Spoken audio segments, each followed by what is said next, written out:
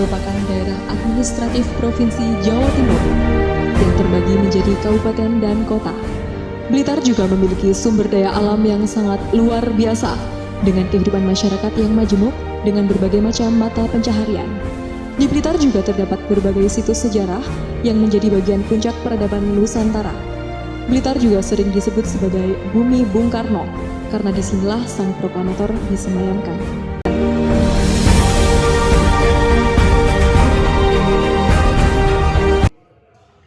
Assalamualaikum warahmatullahi wabarakatuh.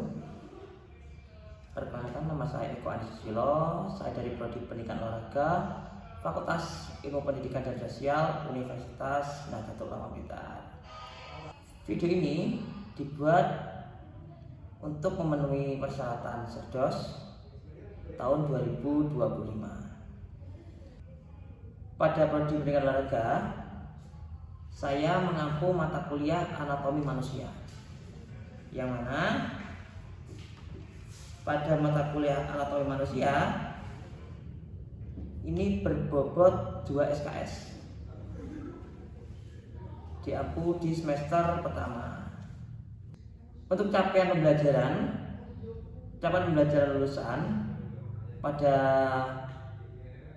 mata kuliah Anatomi Manusia, yaitu setelah mengikuti perkuliahan anatomi, mahasiswa semester 1 Prodi Pendidikan Olahraga harus mampu memahami materi anatomi tubuh manusia dengan tepat sesuai letak anatomi.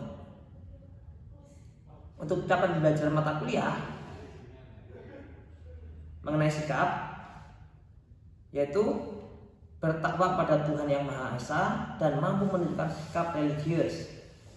Yang kedua, menunjukkan sikap tanggung jawab atas pekerjaan di bidang keahlian pendidikan olahraga secara mandiri. Berdasarkan pengetahuan, harus memiliki pengetahuan dalam melakukan pembaruan pembelajaran di bidang olahraga. Yang kedua, menguasai sistem anatomi dan fisiologi tubuh serta biomekanika yang dikaitkan dalam bidang pendidikan olahraga.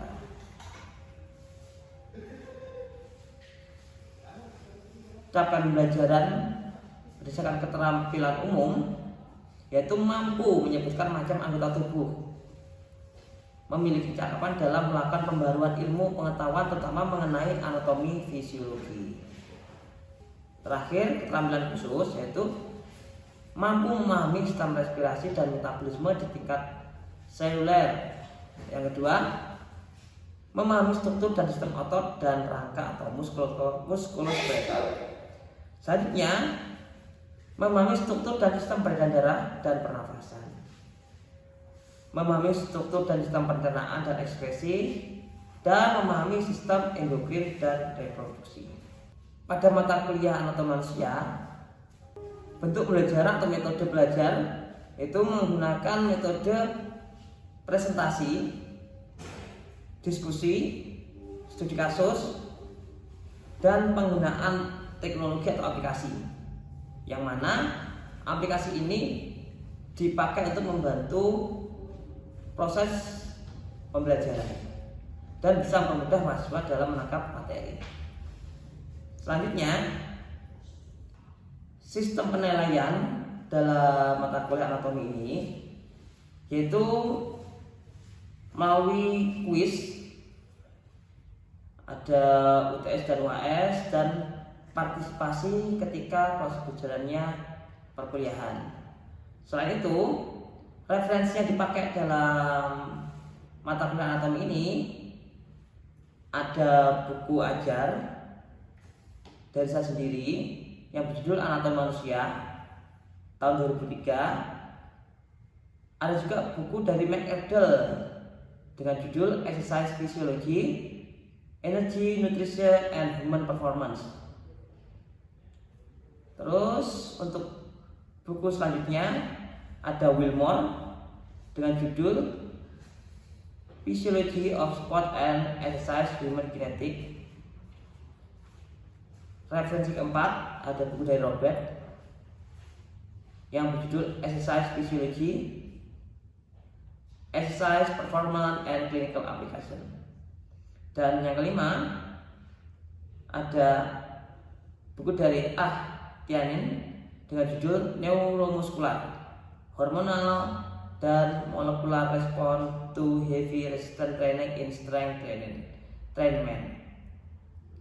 Berikut merupakan referensi yang dipakai dalam pembelajaran atau mata kuliah anatomi manusia. Terima kasih. Assalamualaikum warahmatullahi wabarakatuh. Baiklah, Assalamualaikum warahmatullahi wabarakatuh. Waalaikumsalam warahmatullahi wabarakatuh. Selamat siang semuanya. Baiklah, dalam kesempatan hari ini kita akan pelajari mengenai sistem rangka. Sebelumnya, absen dulu ya. Muhammad Iqbal hadir. Oke. Abdul Rudianto Hadir Pak. Balian Hadir. Tegar Roma Hadir Pak. Fadil Hadir. Diana Bila Yumna Amanda Kurniawan Hadir. Rofiki Hadir. Ahmad Rasulullah Hadir. Dio Januar Hadir Pak. Wahmi Hidayat. Hadir. Ya, terakhir Furqan. Hadir Pak. Oke, alhamdulillah semua ya. Iya. Oke, baiklah, sebelum saya lanjutkan untuk materi hari ini, saya ingin mengulas mengenai materi di pertemuan kemarin. Nanti barangkali yang bisa jawab, silakan nanti angkat tangan ya. Iya Pak. Oke, tolong sebutkan sistem-sistem pada anatomi tubuh manusia. Saya Pak. Oke, Adil, silakan. Sistem saraf, Ya, sistem rangka, ya, sistem otot, ya. sistem peredaran darah, dan sistem pernapasan. Oke. Mungkin ada yang bisa menambahkan lagi. Saya Pak. Kalian silakan. Mungkin sistem pencernaan, sistem endokrin, dan sistem ekskretasi. Oke, itu sekali. Jadi sudah paham ya mengenai apa yang saya paparkan ya kemarin. Jadi Oke, untuk hari ini saya akan memaparkan mengenai sistem rangka. Maka kita kupas bareng-bareng.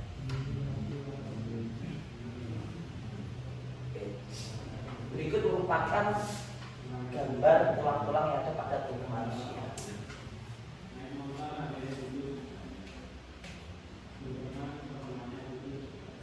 Sistem rangka ini organisasi sistem rangka.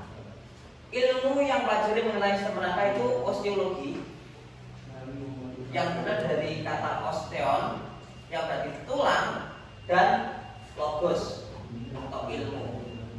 Secara definisi yaitu ilmu yang pelajari mengenai tulang, ya betul. Tulang pada tubuh manusia itu tersusun 206 tulang yang terbagi menjadi rangka aksial dan apendikular. Aksial tentang poros tubuh kita dan poros dalam apendikular tulang bagian pergerakannya. Kalau bagian aksial ada 80 tulang, sedangkan pada rangka apendikular ada 226 tulang. Dan persendian yang merupakan artikulasi antar tulang. Oke. Lanjut ya.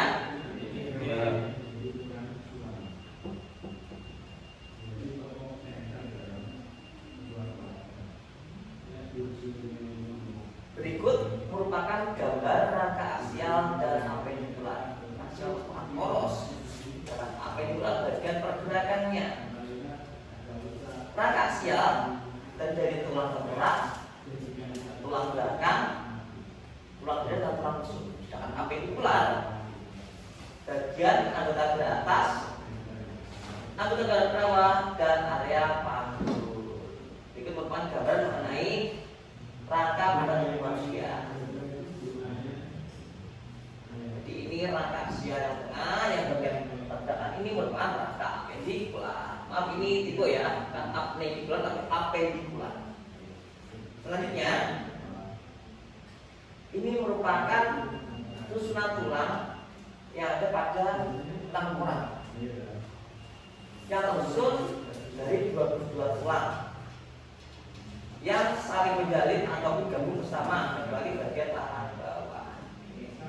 Ini ada tulang frontal, parietal, temporal, sphenoid, sigmomatic, maxilla, mandibula. Ini merupakan tulang tengkorak tampak depan. Sedangkan ini tampak samping. Kita lihat tampak samping. Nah ini ada tulang frontal, dahi, parietal, temporal, maxilla atas, mandibula dan bawah. Ini merupakan tulang-tulang yang ada pada tubuh manusia. Ya. Bisa dilanjutkan? Oke.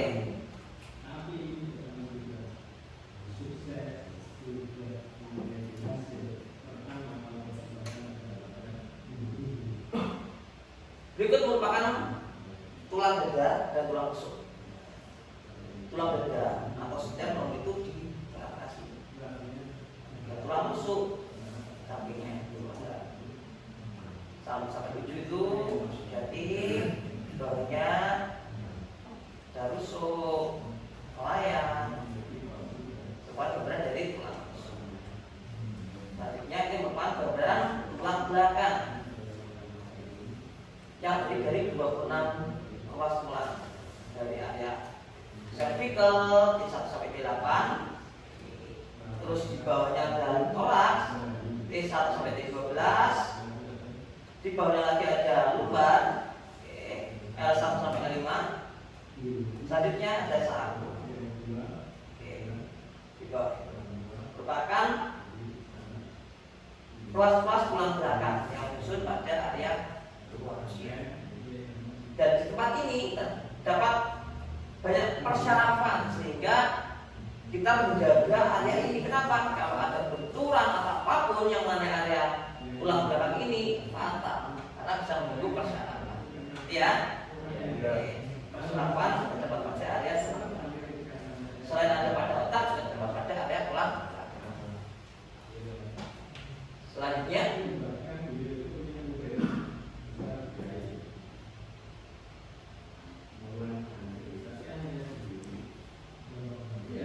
ini ada tulang anggota gerak atas yang meliputi ada scapula, ada clavicula, terus juga ada humerus lengan atas. Jadi kalau di olahraga jangan bilang, oh ini lengan atas, kita harus punya saatnya humerus. Kalian harus tahu nama-nama tulang. Ini pakai entok-entok, jangan. Namanya scapula. Scapula, clavicula, terus ada radius ulna, terus bagian telapak tangan namanya metakarpal, terus bagian jari-jari tangan merupakan susunan dari anggota gerak atas. Kalau nanti pahami dan dihafalkan, karena penting. Oke ya, lanjut. Dan ini merupakan rangkaian daripada anggota gerak bawah. Ada femur ini tulang paha, tulang terbesar, namanya femur. Terus di bawahnya lagi ada tibia, fibula, dan patella. Patella merupakan tepung lutut. Namanya dari tepung lutut itu patella. Terus di bawahnya lagi ini ada tulang bagian telapak kaki namanya metatarsal. Terus bagian jari kaki fala. Kita mungkin kalau di sepak bola sering mendengar istilah metatarsal. Sering disebutkan kalau misalkan di berita-berita bola. Ada cedera metatarsal, fraktur metatarsal. Apa itu? Fraktur metatarsal berarti patah tulang yang terdapat pada area telapak kaki. Ya, metatarsal merupakan istilah dari telapak kaki. Kenapa di sepak bola sering harus terjadi cedera pada area ini? Karena mungkin tumbuhan antar pemain ketika tabrak das. Nah, pasti terjadi resiko cedera pada area ini Bapak kaki. Kaki saat kita mau redang karena sliding dari lawan dan pas mengenai area metatarsial dan resikonya bisa jadi dislokasi, sendinya bergeser, melengsing, bisa jadi yang lebih parah lagi fraktur. Yang fraktur harus dilakukan apa? Operasi penanganan medis yang lebih intens. Tidak boleh asal misalkan fraktur dipijat dibawa ke apa mungkin yang istilah sakit putus lah, itu resiko sekali. Ya, kita lanjut ya.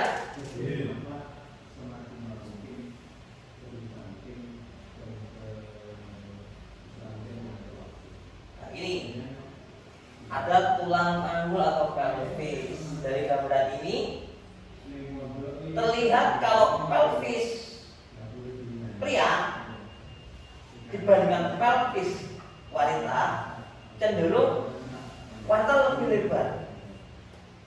Kenapa kok wanita ini secara anatomi lebih lebar dibandingkan pria? Mungkin ada yang bisa menjawab? Oh ya, benar. Jadi mengapa untuk pelvis wanita lebih lebar dari pria? Karena alasan biologis, terutama yang berkaitan dengan proses kehamilan dan persalinan sebagai jalan lahir bagi bayi, sehingga memudahkan proses persalinan. Oke, itu sekali. Jadi kenapa cowok sama cewek itu pelvisnya lebih lebar cewek? Karena kodratnya cewek itu proses persalinan sehingga keluar atau jalan bayi nanti ketika melahirkan lebih mudah. Dibandingkan cowok kan pelvisnya terlihat kalau cowok lebih sempit kan, dibandingkan cewek pasti lebih lebar dari ukuran juga. Karena secara fungsi fisiologis sebagai dan persalinan lebih mudah. Ya, paham ya mengenai ini ya? Oke, lanjut. Berikut merupakan gambaran fraktur pada tubuh kita. Yang pertama ini fraktur kepala tulang. Selanjutnya terjadi bleeding atau inflamasi. Di sini biasanya 1 sampai 7 hari. Jadi inflamasi pembengkakan. Makanya ketika kita patah tulang, pasti terjadi pembengkakan area patah tulang tersebut. Itu wajar. Itu merupakan respon dari tubuh. Ini biasa 1 sampai 7 hari. Setelah itu di minggu selanjutnya terjadi pembentukan kalus atau kepala tulang. Nah, ini biasanya di minggu kedua sampai minggu ketiga atau bahkan minggu keempat. Minggu keempat itu nanti terjadi pengerasan atau repair. Dan tiap tulang itu beda, nggak sama. Semakin besar tulang, proses repairnya semakin lama, terutama di area femur. Kalau tulang yang lebih kecil itu lebih cepat. Saya dulu di kasus saya sendiri pernah mengalami fraktur di area sini. Dan alhamdulillah dengan menerapkan pola makan yang baik, penuhi protein, terus juga penuhi standar istirahat yang cukup, karena dalam menangani atau mungkin perawatan atau penyembuhan ketika fraktur ini harus intens. Kita nggak boleh melakukan aktivitas yang mungkin bisa memperparah kondisi fraktur kita. Nah, selama 1 bulan ini sudah pulih, sudah menyatu tulangnya. Tapi ada pasien lagi, tangga pasien saya itu fraktur di area femur. Saya sudah mungkin bisa aktivitas, sudah bisa mungkin mendekati atas normal. Nah, pasien teman saya ini belum bisa apa-apa. Karena apa? Karena fraktur di area femur itu pemulihan lebih lama karena tulangnya besar.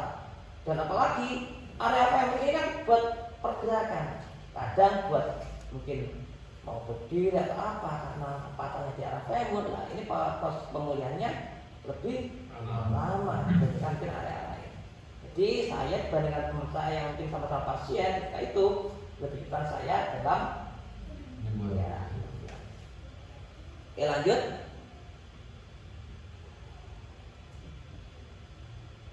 Ini persendian. Ini apa sih sendi itu? Sendi itu merupakan artikulasi atau hubungan antara dua tulang atau lebih. Jadi persendian ada di area bahu, siku. Di dalam ini merupakan persendian yang ada di area lutut. Sendi itu ada sendi mati.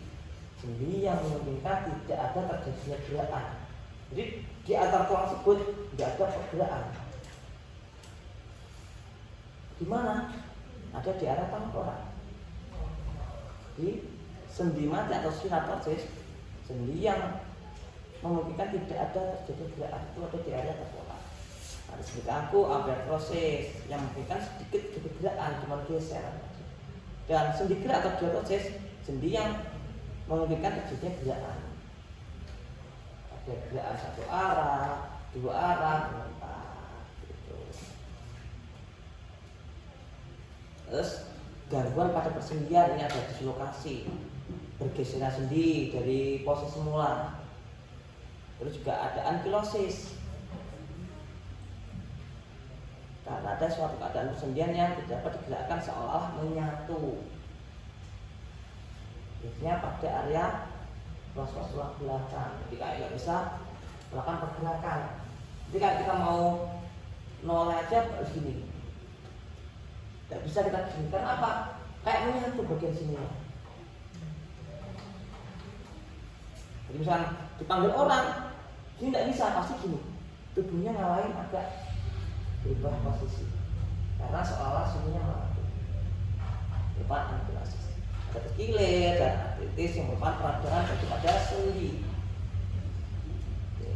Ini merupakan gangguan-gangguan pada area persendian.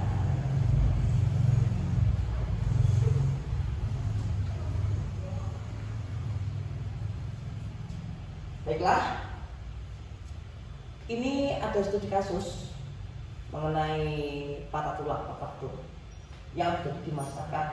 Ini penelitian saya sendiri. Ini belum publish, cuma rencana mau saya terbitkan nanti di masyarakat. Ketika terjadi patah tulang, biasanya dibuat mana? Rata-rata ke kemudian alternatif personal tutup. Kenapa? Karena di masyarakat untuk edukasi mengenai penanganan patah tulang ini belum menyeluruh. Jadi kalau misalkan terjatuh patah tulang, solusinya pasti dibawa ke sakit putus. Seharusnya ketika terjadi benturan atau mungkin ada indikasi patah tulang, kita harus dicekkan dulu. Mungkin bisa dilakukan foto ronsen. Biar apa? Biar tahu kondisi kita tulangnya aman apa enggak, patah apa enggak. Kalau patah terus dibawa ke sangkal putung dipijat, takutnya nanti akan memperparah kondisi cederanya. Kenapa kok bisa? Nah ini.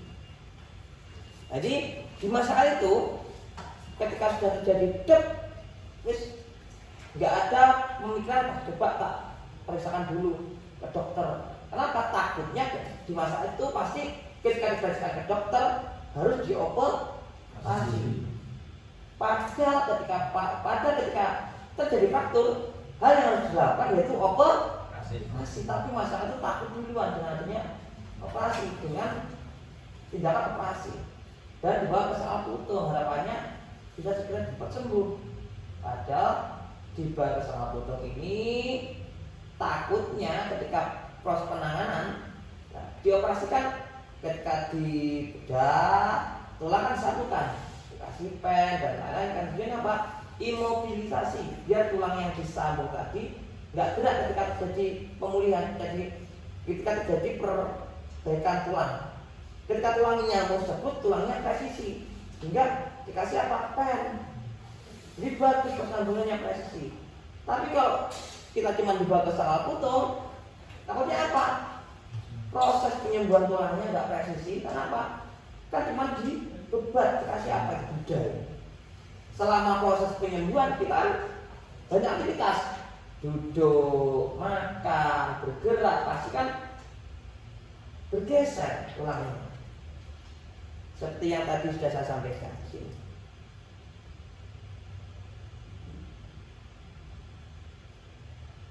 Di sini tadi. Nah, ketika terjadi fraktur, pasti terjadi inflamasi, dan ini proses di minggu kedua sampai minggu ketiga terjadi pembentukan kalus. Dan proses ini nanti akan menyatu tulang satu dengan tulang yang lain. Takutnya kalau kita nggak dilakukan tindakan operasi, nah, proses penyatuannya ini nggak sesuai dan bisa memperparah kondisi cederanya. Jadi di penelitian yang saya lakukan ini, jadi banyak masyarakat yang mungkin masih awam mengenai tindakan operasi, masih takut, dan edukasi mengenai penanganan patah tulang masih belum menyeluruh, apalagi di pedesaan. Jadi tahunya ketika kita cedera, patah tulang ataupun terkilir langsung ke sangkal jantung. Ini sangat besar. Kalau mungkin cuma terkilir mungkin bisa, kalau lepas sendiri bisa, tapi kalau sudah patah harus tindakan operasi. Sampai sini paham ya? Oke. Jadi berikut merupakan materi mengenai sistem rangka. Selanjutnya mungkin ada tanyakan? Gak ada? Cukup? Paham ya? Oke. Kalau paham, nanti ada tugas untuk pertemuan selanjutnya. Kita hari ini bahas mengenai sistem rangka. Minggu depan kita akan bahas mengenai sistem otot. Untuk tugasnya, oke, tolong pelajari ya. Jelaskan apa yang dimaksud dengan sistem otot. Kalau dicatat.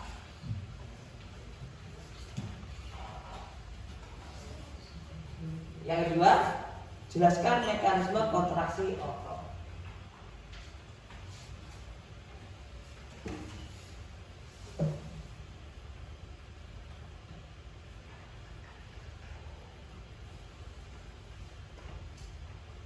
Oke, tolong dipelajari untuk materi yang di depan. Untuk kurang lebihnya saya ucapkan terima kasih. Saya akhiri. Assalamualaikum warahmatullahi wabarakatuh. Waalaikumsalam.